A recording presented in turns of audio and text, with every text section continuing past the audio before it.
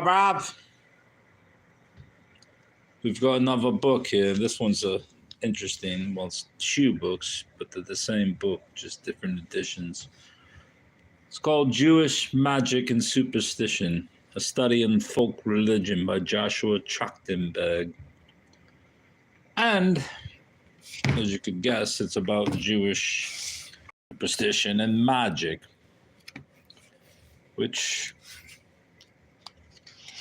to me, when I found these two books at a huge book sale, I was a bit perplexed because I never really thought about Jewish people performing magic.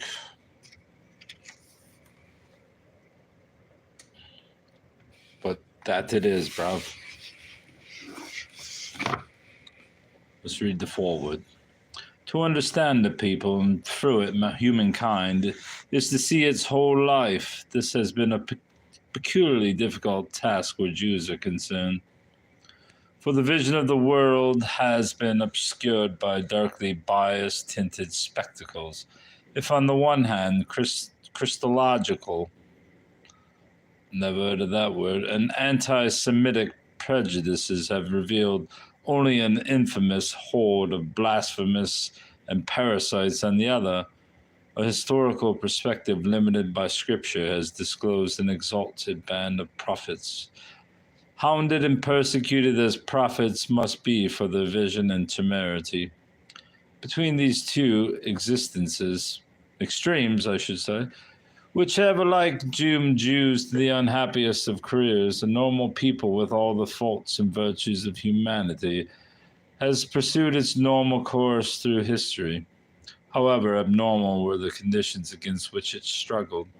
This is perhaps the greatest achievement of Jewry, that in the face of an environment as perennially... Sorry, I was looking down at my heater. As perennially hostile as any people has had to confront, it has still maintained its balance. It has remained a normal member of the human family, even to owning, along with its peculiar virtues and faults, the common aberrations of the human race. The Jewish people did not cease to live and grow when the New Testament was written. The 2,000 years since has seen a steady expansion and development of its inner life. New religious concepts were advanced, the old were elaborated, and always the effort has been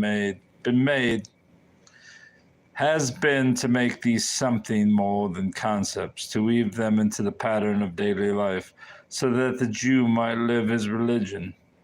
This was the sadly misunderstood legalism of Judaism. But alongside this formal development, there was a constant elaboration of what we may call folk religion, idea and practices that never met with the wholehearted approval of the religious leaders, but which enjoyed in such wide popularity that they could not be altogether excluded from the field of religion. Of this sort were the beliefs concerning demons and angels, and the many superstitions, and the many superstitious usages based on these beliefs, which by more or less devious routes actually became a part of Judaism. And on the periphery of the religious life, the practices of magic, which never broke completely with the tenets of the faith. You stretch them alone to the breaking point. If we call these folk religion, it is because they express the common attitude of the people. Yes, I have some beer, bruv. And a beefeater glass. Although I must admit I'm getting a little bit wary of pumpkin beers now that it's 2 months into the fiasco of pumpkin spice beers. Folk religion, it is because they express the common attitude of the people as against the official attitude of the synagogue to the universe.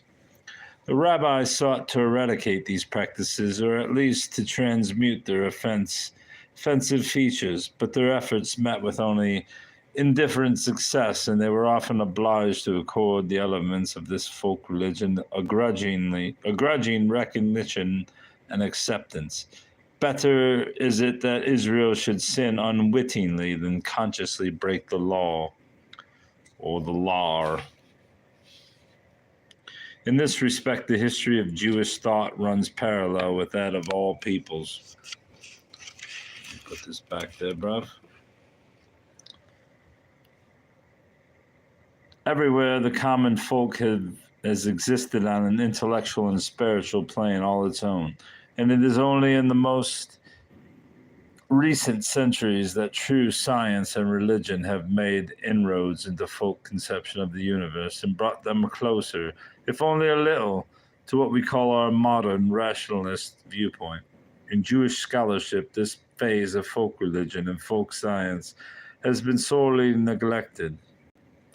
The tendency has been to impute to the Jewish people as a whole the idea of a few advanced thinkers, to investigate philosophy and mysticism and law, the cultural and religious creations of their intellectual elite.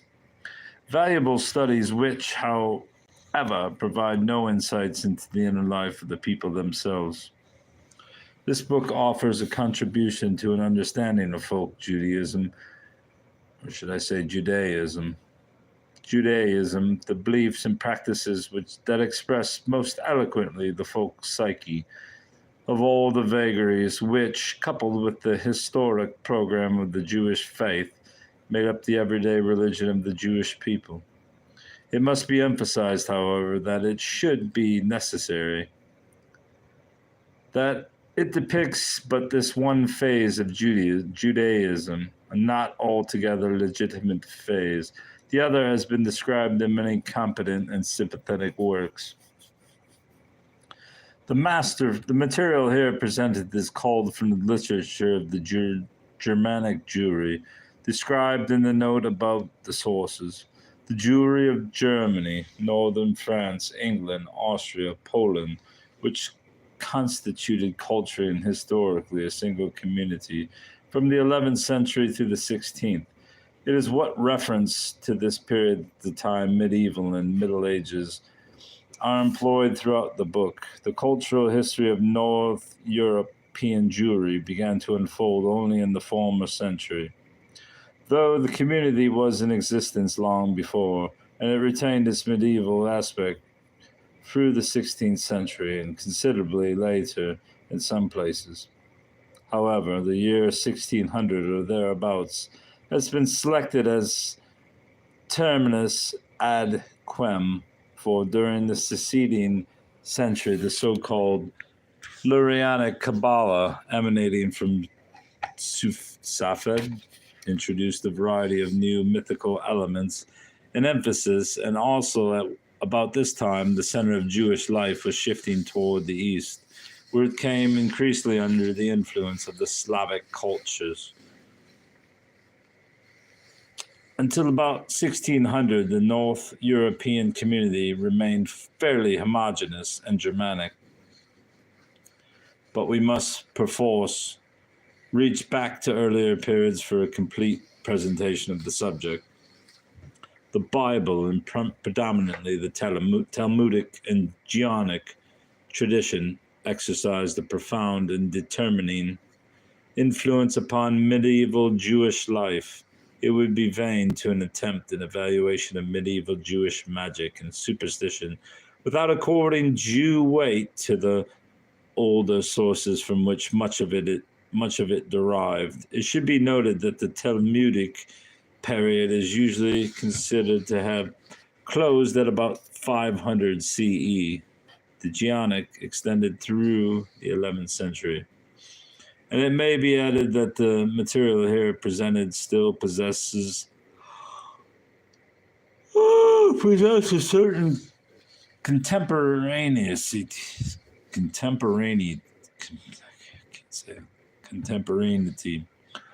To quote Marvin Lowenthal, Orthodox Jewry, as the Western world knows it today, is to a great extent the heir, when it is not the creation of German Jewry.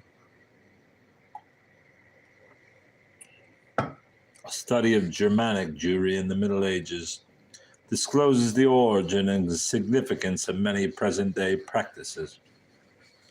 Biblical superstition and magic have been thoroughly investigated by a number of scholars. The Talmudic period also has been carefully, if not intensively, examined. The Geonic period, unfortunately, has received much less attention. As for Northern Europe during the Middle Ages, a single pioneering chapter, very remunerative but necessarily limited, in Moritz Gudmann's don't know German, has had to suffice. The present work, I trust, will help to fill the gap in our understanding of the medieval Jew. Let's see how many more pages this is. Just one. Jewry has been divided into two large groups: the Sephardic, representing the culture of Southern Europe, Spain, North Africa, Italy, and laterally the countries of the Eastern Mediterranean, and the Ashkenazi, or is it Ashkenazic, emanating from the Germanic lands and today constituting the mass of Jews in Europe and the Americas.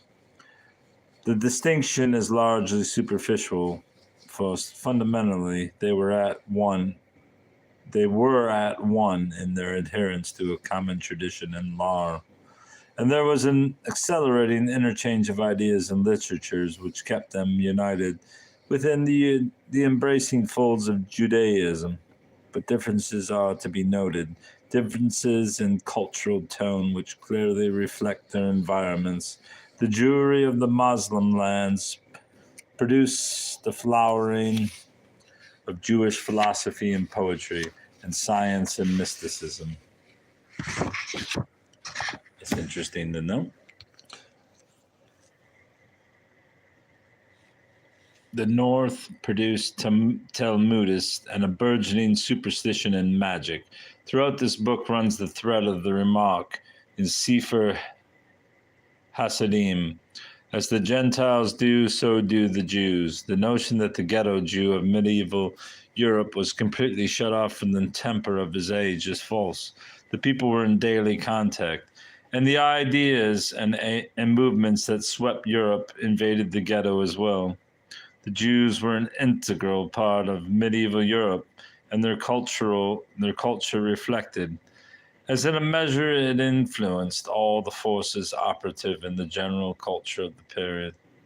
This was especially so in Germany, and nowhere more notable than in the folk beliefs that constitute the commonest denominator between peoples. Jewish superstition and magic represent another view, from a hitherto unexploited angle of medieval Europe. Finally, I hope that the readers of this book will find it some little contribution to our knowledge of the history of thought, not of the Jewish thought alone, but of human thought. For superstition and magic are uniform in their manifestations, constitute an important chapter in the progress of man's ideas. Those minor variations that appear here and there are but reflections of the infinite variety and ingenuity of the human mind.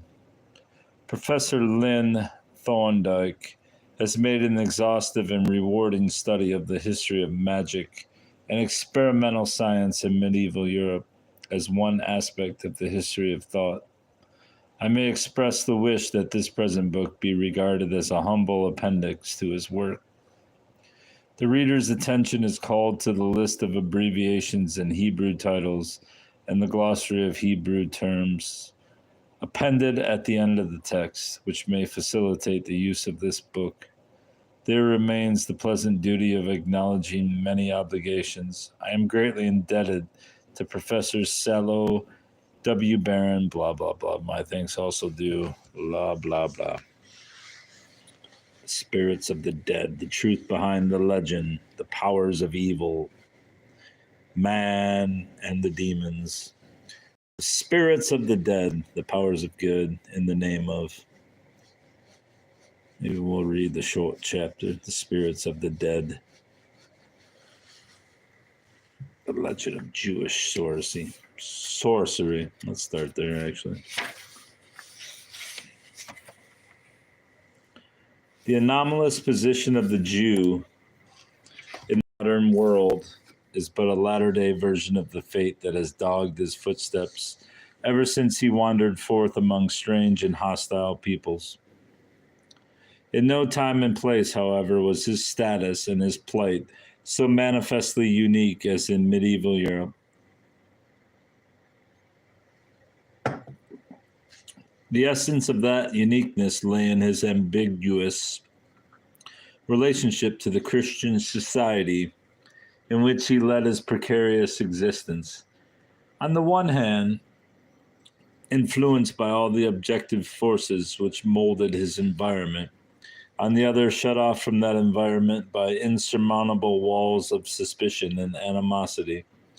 His willful persistence in his religious and cultural difference from the intolerant Christian civilization of the day, the dogmatic enmity fostered by the church, his minority status coupled with an effective economic competition with his non-Jewish neighbors, all these combine to create an attitude of envy and hatred.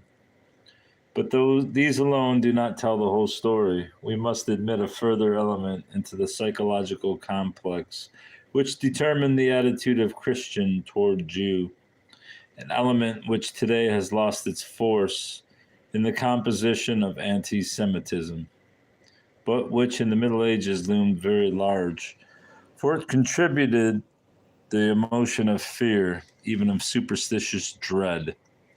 In an age when superstition was the prevailing faith, not alone of the masses, but of many of their leaders as well. Sorcery was a very real and terrifying phenomenon in those days, and many medieval Christians looked upon the Jew as the magician par excellence. The allegiance to Satan attributed to Jews with an insistence that almost drowned out its true implication was not merely a form of invective or rhetoric. Satan was the ultimate source of magic, which operated only by his diabolic will and connivance. Christian writers make it quite clear that this is the connection to which they refer. Secular and religious authorities took action time and again against the Jews, expressly on this count. And the Inquisition occasionally availed itself of the charge to get around the restriction of ecclesiastical law, which excluded the Jew from its legitimate hunting grounds. The masses also were quick to seize the opportunity afforded by this accusation, and mass attacks upon the Jews frequently followed the leveling of the charge.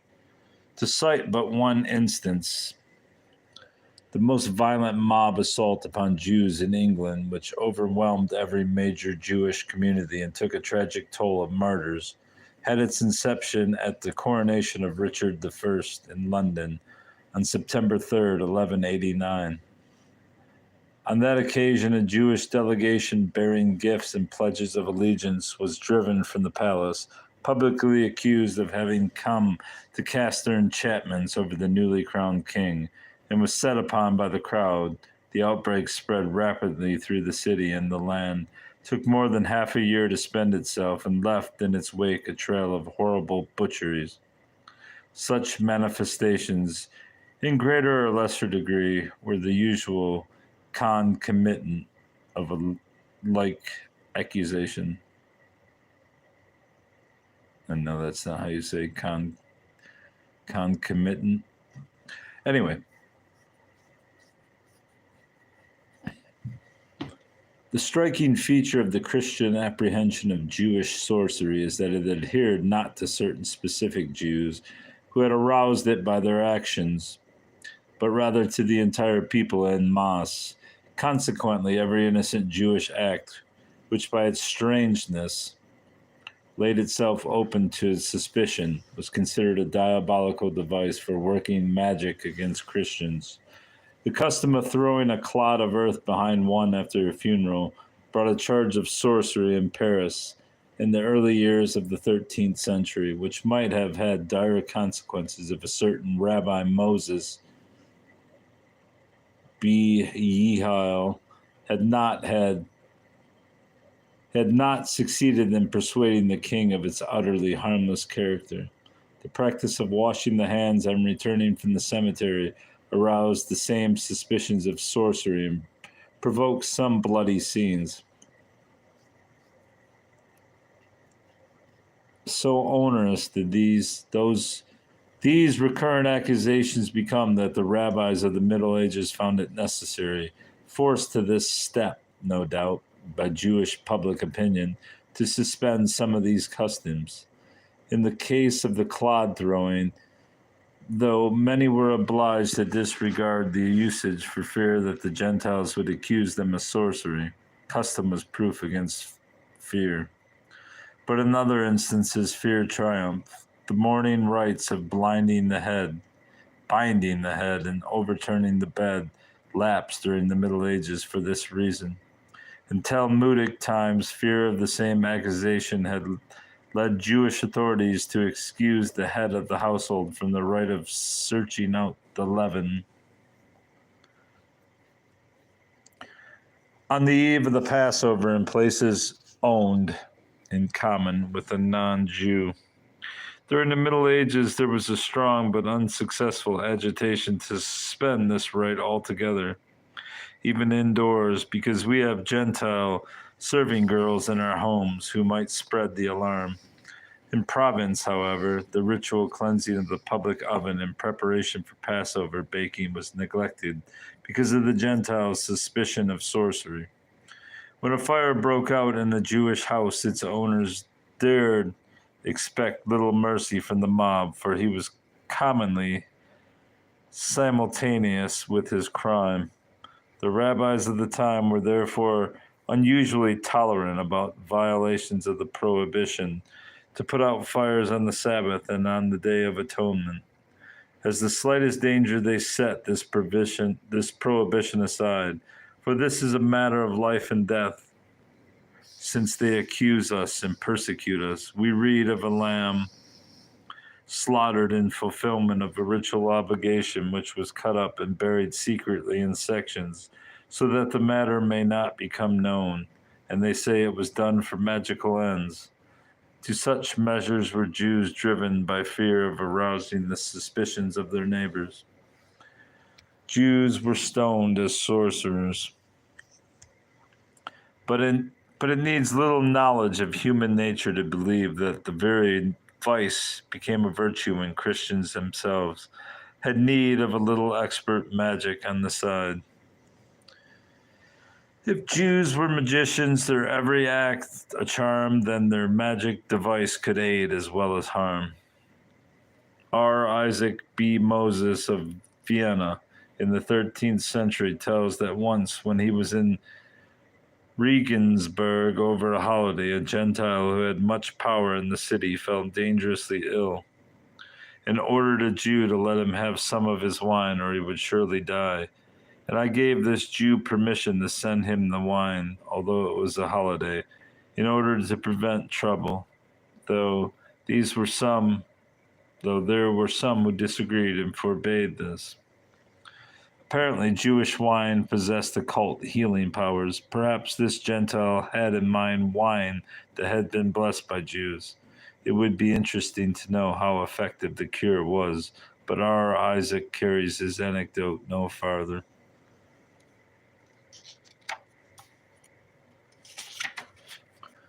And so it goes. Abracadabra. Very interesting book that I'd like to read one day, but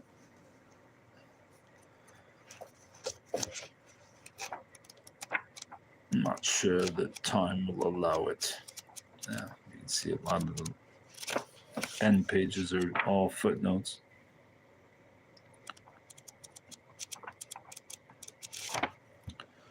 Let's see what the back of this book says. Not a very detailed. This book offers a contribution to an understanding of folk Judaism the beliefs and practices that express most eloquently the folk psyche of all the vagaries which, coupled with the historic program of the Jewish faith, made up the everyday religion of the Jewish people. All right, that's all, bruv. That's all.